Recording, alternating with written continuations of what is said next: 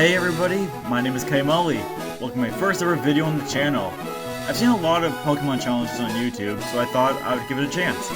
If this video seems familiar in the format, I'm modeling it after my Drive Reds. He's amazing work and upload the process he goes through when making his videos. Link will be in his channel in the description. So by the title of the video, we'll be attempting to beat Pokemon Fire Red with only a Skitty. Skitty is awful in terms of stats. For a normal type, you would expect some flexibility, but not really in this case. Skitty's highest base stats are 50 health and speed, but the low defenses won't be helping with that as much as you would like to.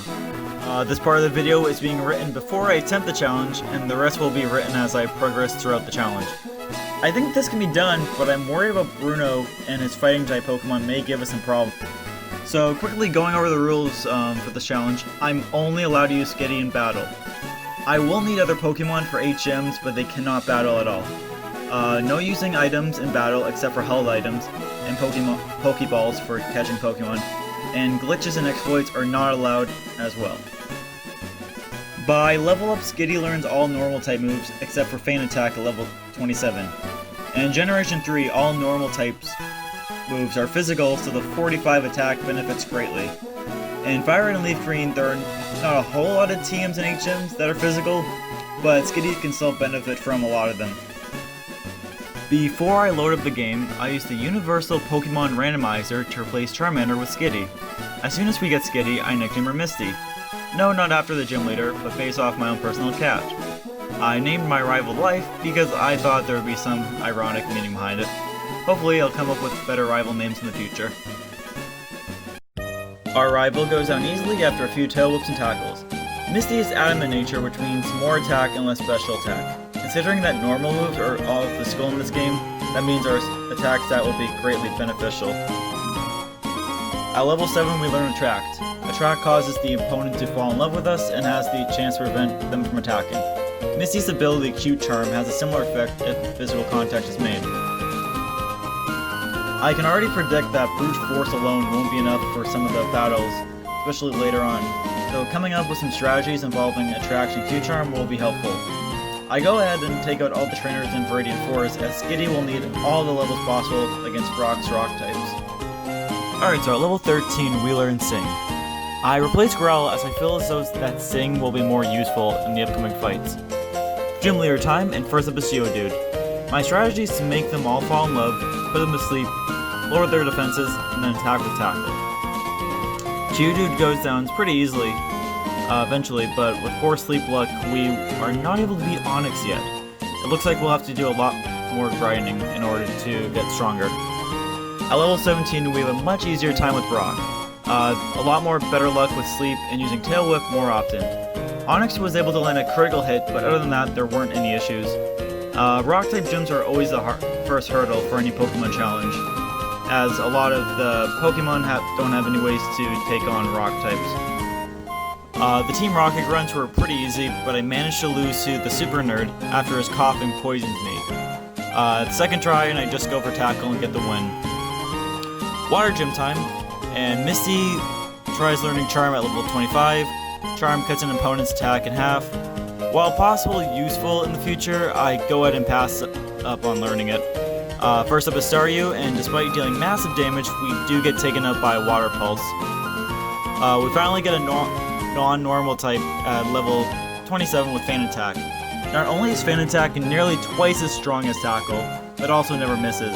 The next attempt starts very well with us being able to take down Staryu. Feint Attack doesn't do much damage to Starmie, but we manage to survive a critical hit and with 1 HP. Unfortunately, Rapid Spin does take us out in the next round. Our special defense is only 24, which makes Water Pulse a huge threat. I go ahead and challenge our rival instead in order to get stronger. His entire team goes down easily to Tackle, as we are almost 10 levels higher than his Pokemon. On the way to Bill's house, I pick up the TM for Secret Power, a 70 power normal type move that has a 30% chance of causing a status effect based off the terrain of the battle. It's finally a huge relief to have a normal move that is much stronger than Tackle. While helping out Bill, I noticed on his computer that he follows me on Twitter. If a genius like Bill follows me, then you should as well, since that's where we'll be posting updates and various things daily. So, that's my shameless Twitter plug of the day. Next attempt at the water gym, and we make quick work with Secret Power, earning us our second gym badge. We get the TM for Dig after beating a rocket grunt that robbed a house. Now, Dig is a ground type move that attacks on the second turn. This is going to be great for fighting it against Pokemon with a lot of high defense. In the route below, I go out and catch 5 Meowth. Meowth has the ability Pickup. After every battle we have, Meowth has the chance to be holding a random held item. In Fire Red and Leaf Green, the held item is just based off luck instead of the Pokemon levels in other games. Most of the items that Meowth can pick up happen to be berries, but we can pick up Frustration, which we can use to sell in the mark. Time to set sail in the SS Anne. I use this as a chance to get more money as these street trainers are not here forever. At this point in the game, we are easily sweeping through the trainers, but taking on any trainer we find will save us some time from grinding later on. After clearing through the entire ship, I take on our rival once again. Secret Power plus being nearly 20 levels stronger than our rival, it makes this a lot easier. Again, this will end very soon. After playing Doctor, the captain gives us the HM for Cut. Hey Alexa, play Electric Avenue on Spotify because it's time for the Electric Gym. I think our level advantage is a bit too much right now as we easily take down his entire team in one hit each. Even if we were on the same level and didn't get critical hits, we would still be strong enough. I have a feeling that my strategy for the TMs I had in mind will not be necessary. As soon as we reach Lavender Town, I put all of Meowths on the PC. Misty is level 42. I think we should be able to breeze through a lot of the story for the most part right now. Once we reach Celadon City, I head for the gym right away. Victory Bell is first, and it's pretty bulky. Secret Power does good damage, but we get paralyzed in the process from Stun Spore. Tangela manages to go down easy, but Vileplume takes us down to 1 HP with Acid. Bad Paraluck prevents us from attacking, causing us to go down. This battle is still possible at our current level, but I just need some better luck. For the rematch, I decided to give Skitty a Cherry Berry. I hope I'm pronouncing that right. Victory Bell is to go for Sunsborn if it's not taken out right away, so this will help us early on. Victory Bell goes down easily, Tangela too, and Vileplume as well. Man, we've been getting really lucky with the crits on Secret Power. Time to take on the Rocket Hideout. The guy guarding the entrance is hardly a challenge. Nothing exciting happens in the hideout, so to save time I'll skip ahead of Giovanni. I should mention that I picked up the black glasses. They're a held item that boosts the power of dark type moves. I give them to Skitty to help with Feint Attack. Giovanni uses mostly ground type Pokemon with some beefy normal and rock types thrown into the mix. Onyx has weak special defense, so Feint Attack makes quick work. Rhyhorn took 2 hits from Secret Power, and Kangaskhan I put asleep since it packs quite the punch if left unchecked. Our next rival fight is at the Ghost Tower. Remember how I said I thought there would be some sort of ironic meaning to our rival's name? Turns out fighting life in a graveyard is as ironic as it can get. I swear, that wasn't intentional. It's a good thing that we have Feint Attack, as ghost Pokemon are immune to normal type attacks. We revealed the spooky ghost that's been haunting and lingering around and calm it down. After that, we take out Team Rocket and save Mr. Fuji. You know how I said the difficulty spike is coming up soon? Well yeah, Koga's gym is a good example of that. Level 30 Pokemon not going down in one hit, and cutting our attack multiple times thanks to Intimidate, doesn't help. First battle doesn't go well as we take out Coughing, but Muck is too defensive. Second try we do much better. Sleep and Attract combo do great numbers on his team. We get all the way to his Wheezing, but before being taken out by it. One last attempt completely surprised me. As Coffin's self-destructing on the first turn really caught me off guard. We survive and obtain our 5th badge. Alright, time to raid Silphco. Before we can take on Giovanni, we have to take down our rival once again. Now, you would think with a building being held hostage, multiple workers, scientists, You would think that our rival would think about picking a different time to battle us and prove how strong he is. Anyways, his team has gotten much stronger. His last Pokemon is Blastoise, and we are 20 levels higher, yet Secret Power hardly does a thing. With Sleep Luck, we are able to eventually take him out, granting us the win. Yes, Giovanni is basically the same as before. He has a few new team members, but the strategy is still the same nonetheless. Only difference is the increase in their levels make them able to tank a few extra hits. I swing by the game corner where I decided to purchase a team for Shadow Ball. We need another move to deal damage with, since Feint Attack doesn't do much. Getting Shadow Ball made the gym and Sabrina pizza case, leading us to our next battle. Up next is the Fire-type leader Blaine. We are able to deal decent damage, but if we get hit, then there's a low chance of surviving. I'll try again with Water Pulse and see how we do next time. Second try, and we get burned in the process. Burn cuts our attack in half, making us even weaker. We do manage to get up to Arcanine, but our burn status chips away our remaining health. Next attempt is interesting. Water Pulse is able to confuse Rapidash, which forces Blaine to use a full heal. Confusion and Love makes our opponents very unlikely to be able to attack.